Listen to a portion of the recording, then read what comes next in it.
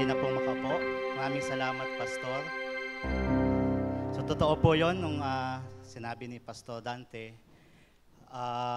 Monday pa lang, meron na akong outline. Pero yun nga, by Tuesday or Wednesday, napunta si Pastora sa hospital. So, Thursday, kalabas naman na siya, Thursday ba? So sinimulan ko na yung pag-prepare pero talagang wala akong, parang dry. Pero pinipilit kong matapos kasi sabi I have to finish this kasi ako ang mag-speak. Pero talagang parang I'm dragging myself sa preparation ng message. So nung sinabi ni Pastora, ipahinga mo na muna, itulog mo. So yun, na-remind ako, sige nga, i-lay down ko na lang sa Panginoon. Tulog ako. Then yun nga, pagkagising ko ng Sabado, nung sinimulan ko ulit yung preparation, the Lord has blessed me with insights doon sa ating text for this morning. So purihin ng Panginoon. Naimbag nga agsapa, kada tayo amin. So sinabi ko yun dahil nandyan si Mama. Magandang umaga po sa ating lahat. It is a blessed Sunday para sa atin ngayong umagang ito dahil this month ay naka-dedicate po ang month na ito to promote our wider ministry framework na we are hoping to launch it by next month or the next month after. So, buksan po natin ang ating mga Bible sa Romans chapter 15 verses 1 to 7. At in respect sa Panginoon, buksan natin ang ating mga puso at pakinggan natin ang sinasabi ng salita ng Panginoon. You may join me sa pagbabasa nito. Babasahin ko po ito mula sa English Standard Version. Ito po ang salita ng Panginoon. We who are strong have an obligation to bear with the failings of the weak and not to please ourselves. Let each of us please his neighbor for his good, to build him up. For Christ did not please himself, but as it is written, the reproaches of those who reproach you fell on me. For whatever was written in former days was written for our instruction, that through endurance and through the encouragement of the Scriptures we might have hope. May the God of endurance and encouragement grant you to live in such harmony with one another in accord with Christ Jesus, that together you may with one voice glorify the God and Father of our Lord Jesus Christ. Therefore, welcome one another as Christ has welcomed you for the glory of God. Ang sinisimulan po natin na wider dito sa ating simbahan is more than just a church program. It is a framework. So, ibig sabihin po, ipinapakita ng wider ang proseso kung paano ba tayo kumikilos, gumagawa at nagmiministeryo sa kabuuan bilang isang iglesia dito po sa Olongapo City and beyond. No? Ang pinakauna po sa proseso ng wider, ito po yung parang logo natin ng wider. Pinakauna po dyan na sa proseso ay win o winning. Yun po yung topic natin last Sunday. It is about winning lost souls for God through evangelism, witnessing, outreaches, and even social services. Ibig sabihin, sa anumang pamamaraan, we are trying to win lost souls para sa Panginoon. And napakaganda po, powerful ang naging mensahe natin last Sunday, laying down the foundation why we should win souls for God. Kailangan po natin yon sapagkat, of course, hindi naman madalas ganun kadali ang mag-approach or mag-evangelize. But with that foundation na napakinggan natin last Sunday, ay patuloy tayong may encourage to share the gospel and to evangelize. Then after winning na po, since this is a process, ang susunod po sa winning ay integrate na. So that is, matapos manampalataya kay Jesus at maligtas ng isang tao, mahalaga po na siya ay ma-integrate o ibig sabihin, mabautismuhan sa ngalan ng Diyos at mapabilang sa isang lokal na simbahan. So kumbaga, we are hoping din na yung mawin ay mayroon din siyang, mapapabilang din siya sa isang iglesia. So as we begin this topic, salamat sa pag-pray sa akin. Now let's pray for the message. Lord God, we thank you for the passage na aming nabasa kanina lang from Romans 15:1-7. We need wisdom from you, Lord God, for us to be able to understand your message from that text and be able to accept whatever man yung ituturo nyo po sa amin ngayong umagang ito. We love to hear your voice. We love to hear your message. We will listen and we will sit down at the feet of the Lord Jesus Christ to learn from Him. Ito po ang aming dalangin sa pangalan ng aming Panginoong Jesus. Amen. So there is a question for us this morning. What makes you want to stay? Ano po ang dahilan kung bakit mo ginugustong manatili? I ask this question to encourage you to think about ano nga ba ang pinakadahilan, the most basic and fundamental reason kung bakit natin pinipili pa rin na manatili sa isang lugar o sitwasyon. Diba, usually, hindi natin napag-iisipan ito, diba? Na bakit nga ba ako narito at bakit ba ako nagpapatuloy dito? So, meron naman alam niya ang reason niya kung bakit siya nandoon at bakit siya nananatili doon. So kung ikaw ay mag-aaral, bakit mo pinipiling mag-aral pa rin kahit mahirap ang mag-aral? Diba? Napag-isipan ba natin yon? O kaya kung ikaw ay isang empleyado, bakit ka nananatili sa kumpanya na iyong pinagtatrabahuhan? What makes you want to stay there? O kung ikaw ay nasa isang relasyon, ano ang dahilan kung bakit nais mong manatili sa relasyon na iyon? What makes you want to stay and choose not to move away? So whatever man po ang reason natin sa pananatili, I believe that the basic and fundamental reason kung bakit ang isang tao ay ginugustong makapanatili sa isang lugar, propesyon o sitwasyon, kahit gaano man kabigat ang sitwasyon, ay ang isang welcoming environment. Generally speaking, a welcoming environment makes a person want to stay. Nag-agree po tayo dito?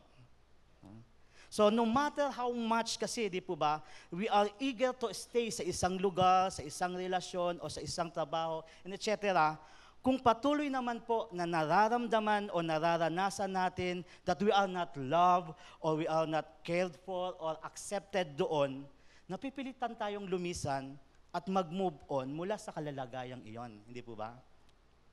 Therefore, experiencing a welcoming and accepting environment is essential upang ang isang tao ay gustuhing manatili sa isang kalalagayan at makaramdam din ng fulfillment and joy sa pananatili niya. That is why, sa binasa po nating passage kanina, Paul, as inspired by the Holy Spirit, exhorted the Roman believers to welcome one another sa kanilang iglesia. So ganito po ang pagkakasabi ni Paul sa verse 7, "Therefore, welcome one another as Christ has welcomed you for the glory of God." So yung sinabi po ni Paul previously, ito ang kanyang konklusyon. So ibig sabihin, ito yung tema ng mga sinabi niya previously. Ito ang gusto niyang sabihin sa kanila. Welcome one another. No? So dito nga po ay hinihikayat ni Paul ang mga matatatag na at maging ang mga mahihina pa sa pananampalataya na kapwa nila i-welcome ang isa't isa sa loob ng kanilang iglesia. So ang primary reason po kung bakit nila dapat tanggapin, i-welcome ang isa't isa ay dahil una na silang tinanggap ng Panginoong Hesus sa kanyang piling bagamat sila ay naging makasalanan. No, as Christ has welcomed you. At ang mutual acceptance na yon sa isa't isa ng lahat ng mga miyembro sa iglesia ang siyang makapagbibigay ng great glory sa Panginoong Diyos for the glory of God. The purpose that we welcome one another is for the glory of God. So ipinapakita po ng salita ng Diyos na ito na essential, napakahalaga sa isang iglesia ang pagkakaroon ng isang welcoming environment. Hindi lang upang manatili ang mga miyembro sa kapulungang iyon, kundi lalo't higit ay makapagbigay sila ng glory sa Diyos na siyang dahilan kung bakit ang isang iglesia ay nabuo at naitatag. Meaningless po, pointless ang gathering natin kahit ang ganda-ganda ng samahan kung walang napuproduce na pagbibigay ng papuri at glory sa Diyos ang grupo o samahan na iyon. So yun po yung topic natin ngayong umagang ito. As we promote the second process of wider na integrate, pag-aralan po natin kung ano-ano ba ang mga karakteristik ng isang welcoming na iglesia o yung iglesia na mayroong welcoming environment. So, una po, so itong unang karakteristik ng welcoming environment sa iglesia. Every member is aiming to please one another. Every member is aiming to please one another. Ganito po ang sabi sa Romans 1-4. Again, we who are strong have an obligation to bear with the failings of the weak and not to please ourselves. Ito yung sinasabi natin kanina. Let each of us please his neighbor for his good, to build him up. For Christ did not please himself, but as it is written, the reproaches of those who reproach you fell on me. For whatever was written in former days was written for our instruction, that through endurance and through the encouragement of the Scriptures, we might have hope. Naniniwala at aware po ba kayo na sa loob ng iglesia, mayroong mga matatatag na at mayroon ding mahihina pa sa kanilang pananampalataya sa Panginoon? Sa talata pong ito na binasa natin, malinaw po na binigyan ni Pablo ng distinction ang mga miyembro sa iglesia sa Roma. Mayroon silang mga strong na sa pananampalataya at mayroon din silang mga weak pa sa kanilang faith.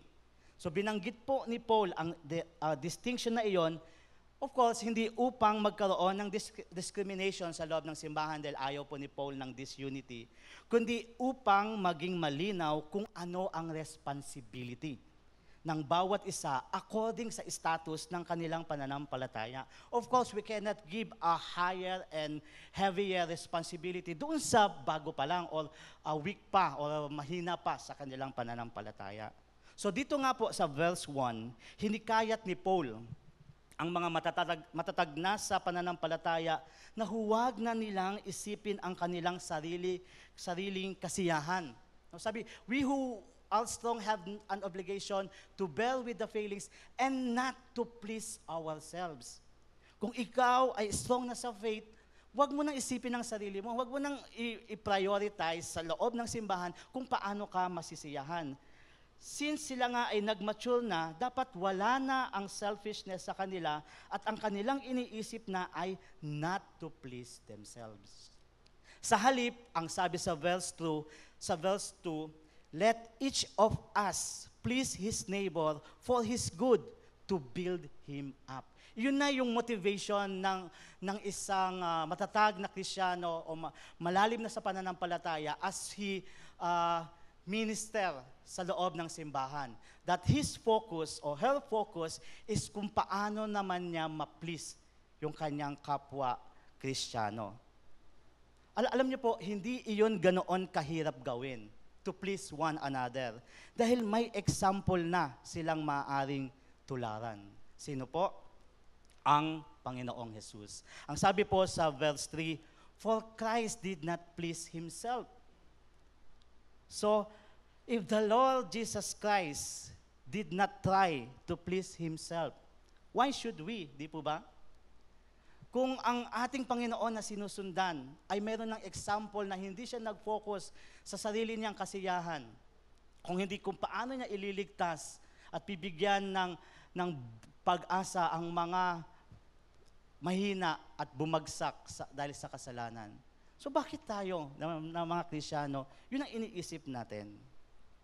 Then, maliban po sa example ni Jesus na ibinigay, mayroon ding instruction and encouragement from the Word of God na ibinigay sa iglesia upang patuloy na matutunan ng bawat isa kung paano niya ipiplease ang kanyang kapwa mananampalataya. Ang sabi naman sa verse 4, For whatever was written in former days was written for our instruction. Di ba? That through endurance and through the encouragement of the Scriptures, we might have hope.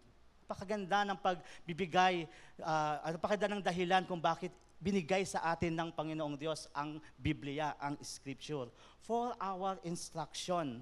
At hindi lang tayo mapuno ng instruction sa ating isipan, kung hindi magdulot iyon ng pag-asa sa ating puso, sa hinaharap.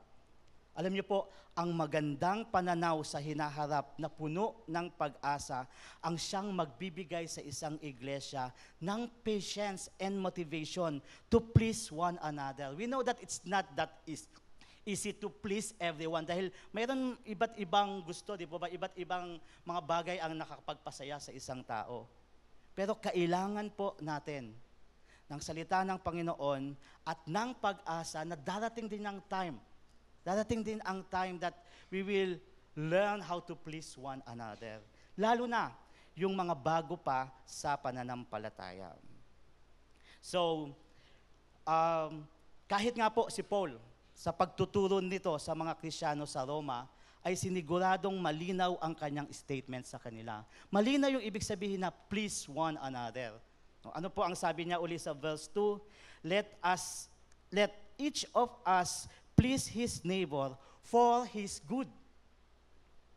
So para bang sinasabi po ni Paul dito na go ahead, please one another.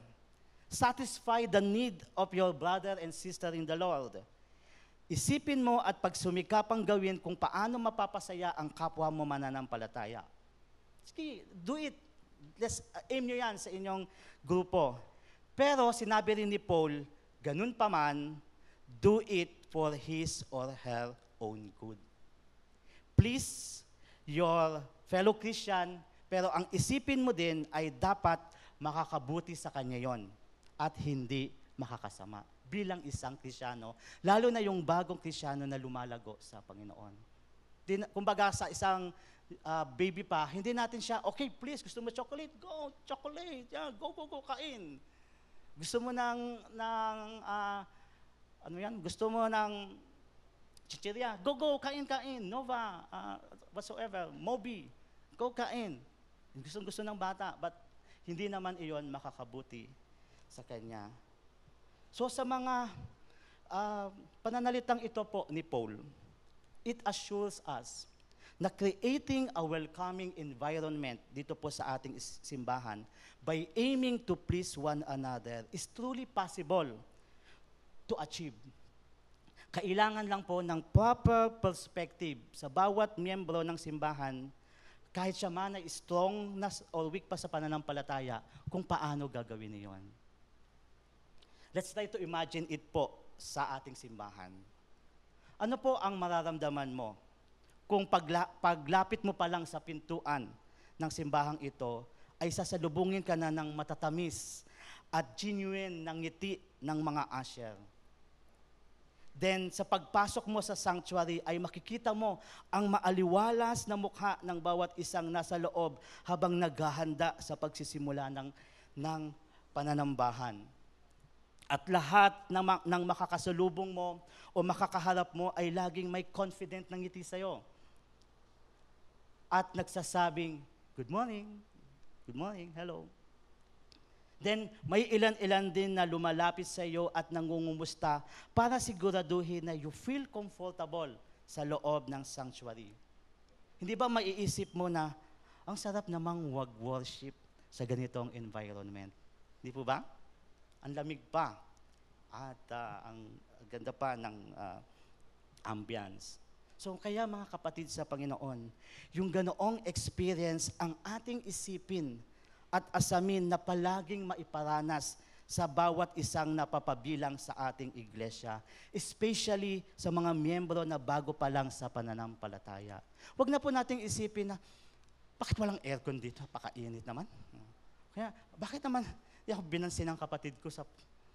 Kung ang isipin natin is, paano ako naman makakagreet sa kanila? Paano naman ako makapagpakita ng magandang ngiti sa kanila? Paano naman kung makakamusta ang aking kapatid na parang medyo mabigat ang kanyang dinadala kasi medyo hindi siya makangiti.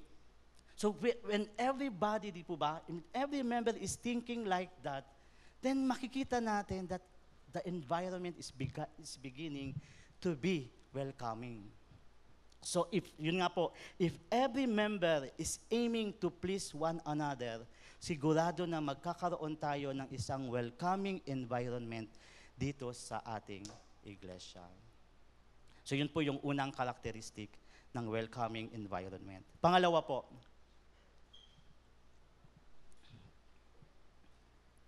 everybody is aiming to live in harmony with each other. Everybody is aiming to live in harmony with each other. Tingnan uli natin yung verses 5 to 6.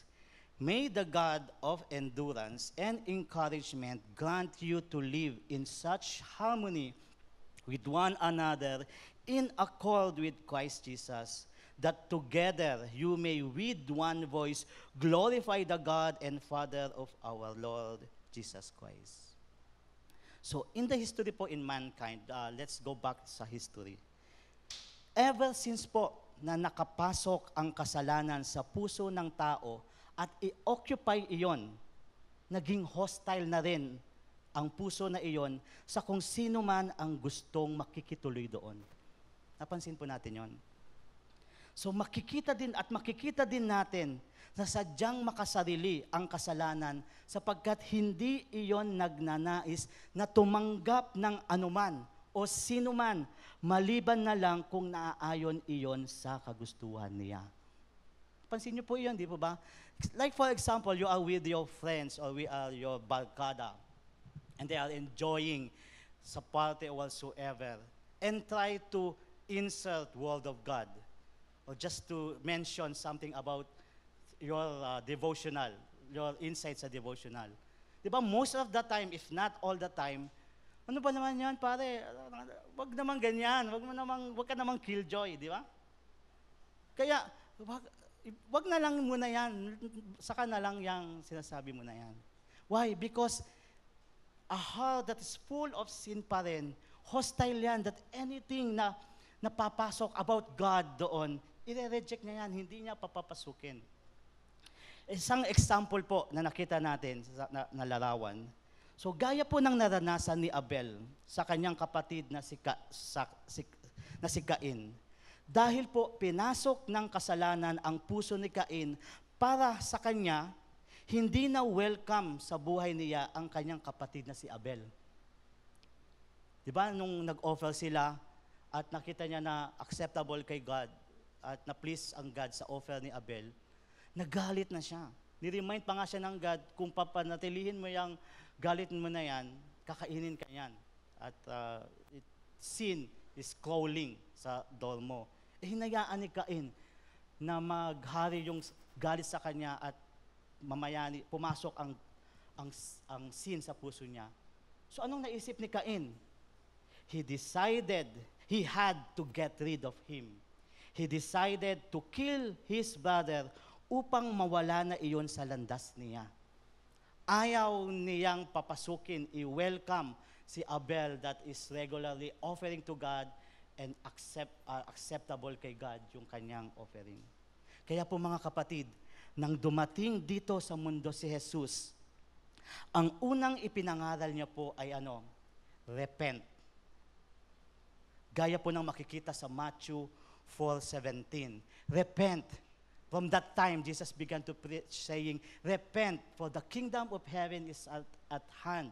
Ibig sabihin nun, yung sin na yan na hostile sa kingdom of God, repent from that, itakwil natin iyan upang yung kingdom of God ang makapasok. Kasi as long as your sin is there, maglalaban yan at the kingdom of God and that sin in your heart ay palaging at war.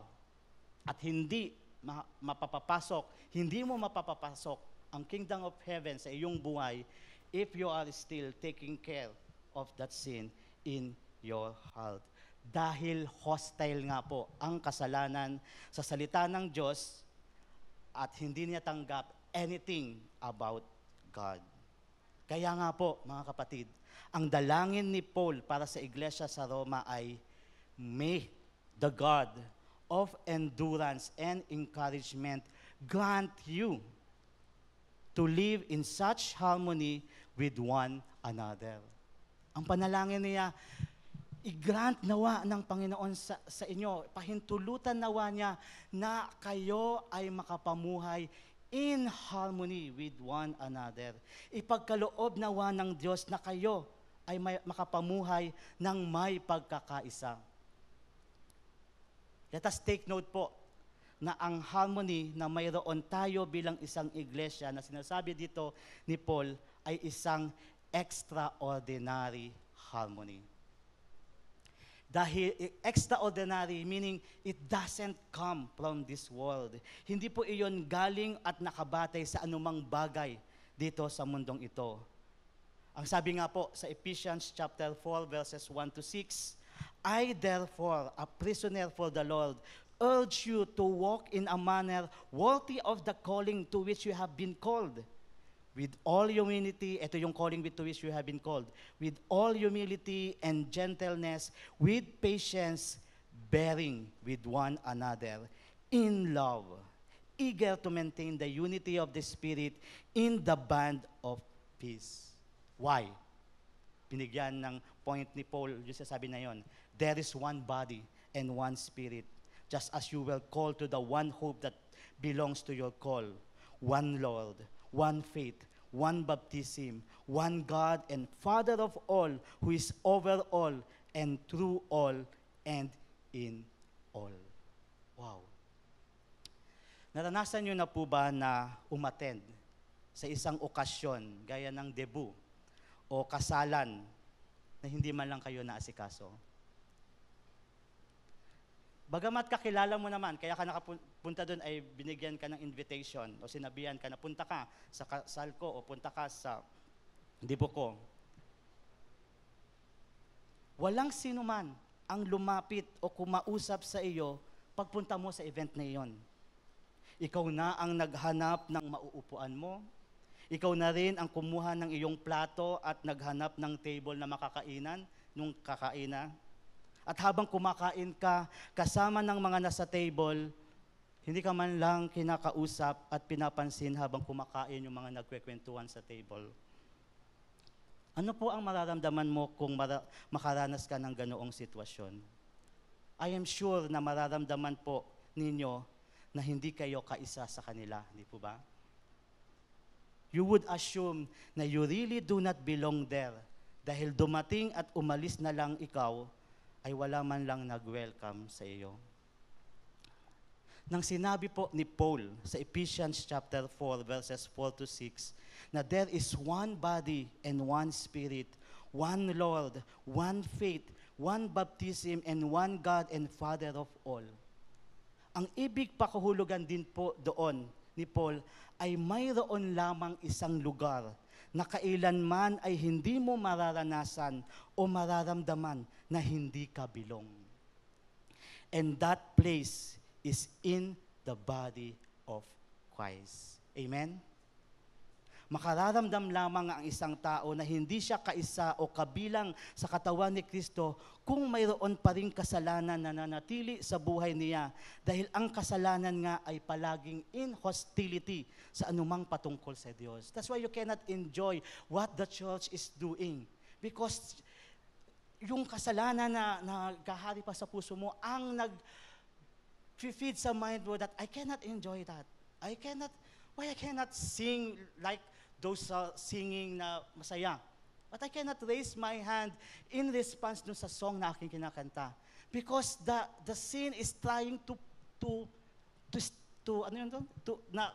talian ka upang hindi mo mai-burst out yung praises sa Panginoon na dapat ay naibo-burst out mo na because meron ng tulong from the praise and worship music team na pasayahin tayo because of the songs, mga gandang songs na ating kinakanta at tugtugan na nakakabigay ng indak. That is why po, Paul's exhortation to the believers in Rome and even to those who were in Ephesus is to live in harmony and to be eager to maintain the unity of the Spirit in the bond of peace.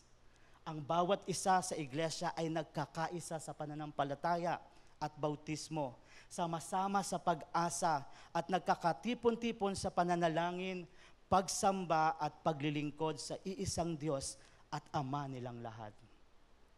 Mga kapatid, take note of this. Sa isang iglesia na mayroong welcoming environment, they always choose hospitality over hostility. Nire-remind nila ang sarili nila, bakit nga ba ako nagagalit? Bakit ba ako palaging inis? Kung mayroon mang kapatid sa Panginoon ang naka-offend sa kanila dahil sa kanyang sinabi o ginawa, o kung mayroon man nakasama sa iglesia na ang attitude o behavior ay hindi pa kaaya-aya, ang sabi ng salita ng Panginoon, with all humility and gentleness, bear with one another. Intindihin na lang muna natin sila at hintayin ang tamang pagkakataon na magkaunawan. Halika nga dito, upo tayo. Ano bang problema mo sa akin? Bakit ba laging ganyan?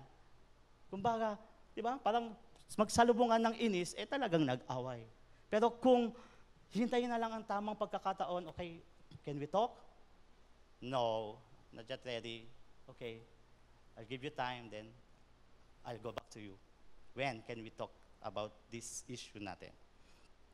So, hindi po ba mas maganda na tayo ang umiintindi kaysa tayo ang iniintindi? At mas mainam rin kung tayo na lang ang nagpapasensya kaysa tayo ang pinagpapasensyahan. Let us hold on sa encouragement and hope na galing sa Panginoon upang hindi maging mahirap para sa atin na panatilihin ang ating pagkakaisa na mula sa banal na Espiritu. Remember that we cannot glorify God bilang isang iglesia if we do not have one voice as we gather together. Diba? Paano natin masasabi na we are glorifying God kung sa isang kapatid nga lang natin ay hindi natin makayang makipagkasundo? O para bang ang hirap magkasundo? Ano bang hirap? Ano bang nagiging mahirap? Bakit di magkasundo? But as long as we aim to live in harmony with each other, hindi po imposible na ang ating iglesia ay makapag-establish ng mas obvious na welcoming environment kung saan ang isang bagong pasok na mananampalataya ay makararamdam at makapagsasabi, truly, I belong here. I'm eating with somebody who is eager to talk with me. I'm walking and entering this gathering with somebody who are always smiling at me. Truly, I belong here. So yun po yung pangalawang karakteristik ng isang welcoming environment sa iglesia. Lastly, at pangatlo, everyone is aiming to lift each other up. Everyone is aiming to lift each other up. Let's go back sa verses 1 and 2 at as we go back doon sa text na iyon, may makikita pa po tayo sa exhortation ni Paul na ito na isa pang karakteristik ng isang welcoming church. Sabi niya doon, we who are strong have an obligation to bear with the failings of the weak and not to please ourselves. Let each of us please his neighbor for his good, to build him up. Sa isang well-established and growing company, mahalaga po para sa kumpanyang iyon ang development ng kanilang mga employee. Tama po ba? Kasi, hindi ba, nakita natin last time, di ba, sa yung Google company, hindi gumagastos pa ang mga kumpanya ng malaking halaga para lang pag-aralan kung paano ba makakaubuo ng united and solid groups of company employees, yung working together in harmony.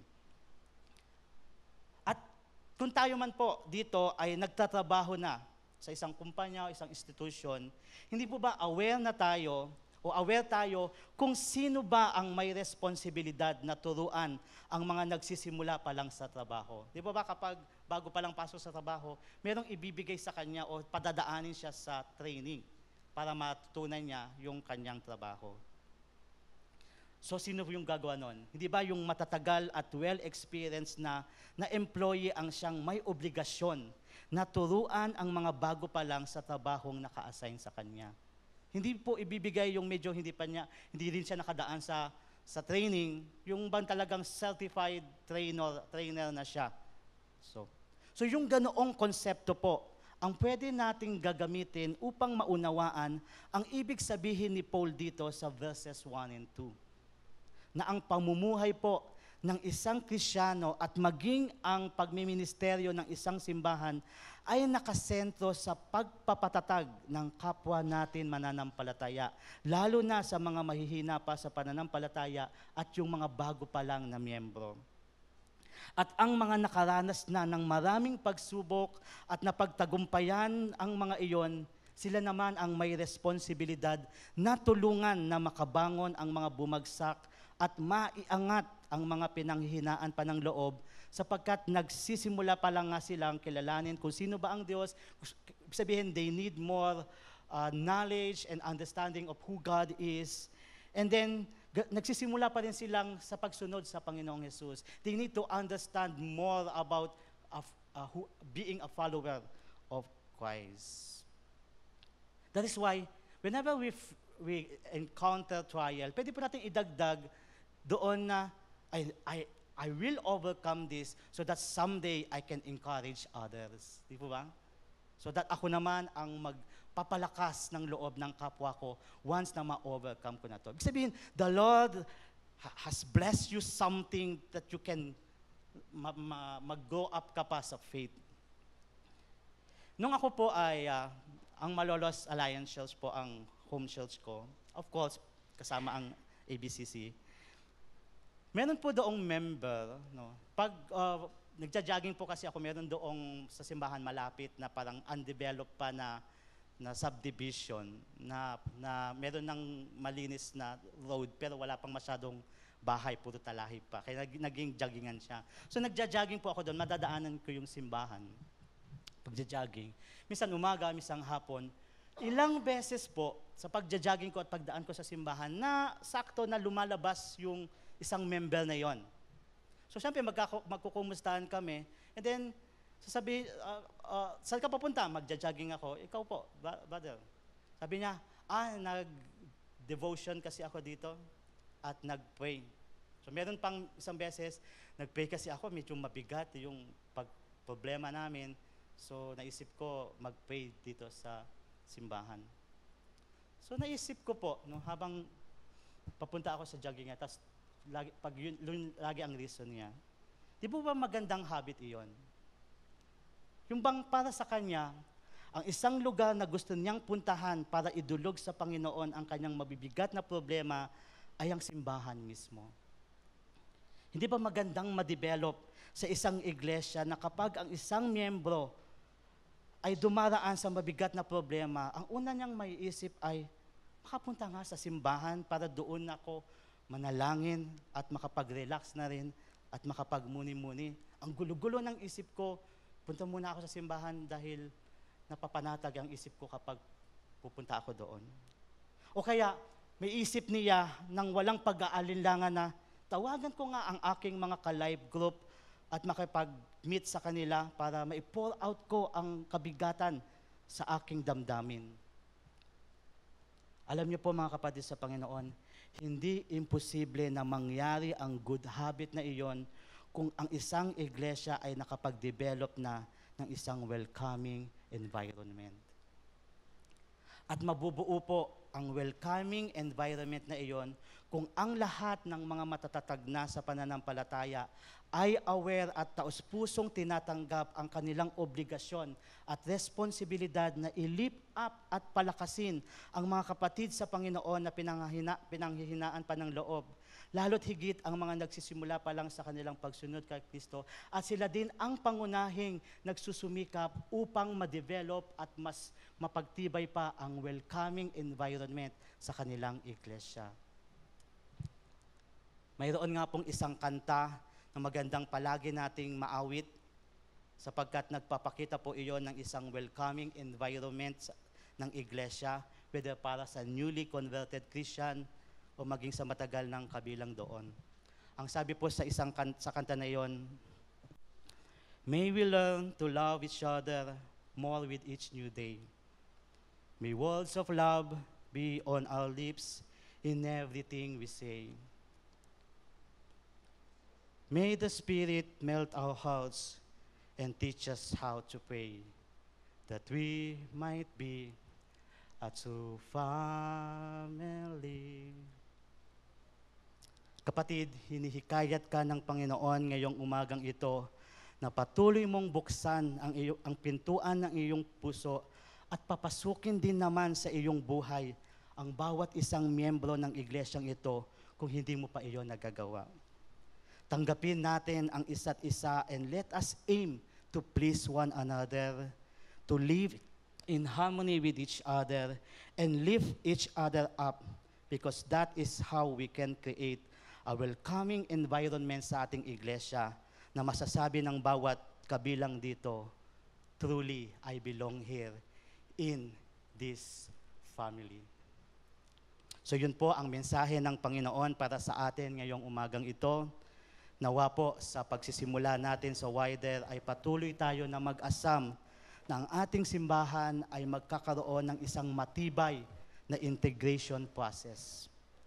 At patuloy din nating ipanalangin na ang ating iglesia ay magpapatuloy sa pagde-develop ng isang obvious at ramdam na welcoming environment. Mga kapatid, hindi po imposibleng mangyayari iyon sa ating pagkakaisa, pagtutulungan sa gabay at biyaya ng ating Panginoong Diyos. Maraming salamat po. God bless us all, mga kapatid ko sa Panginoon.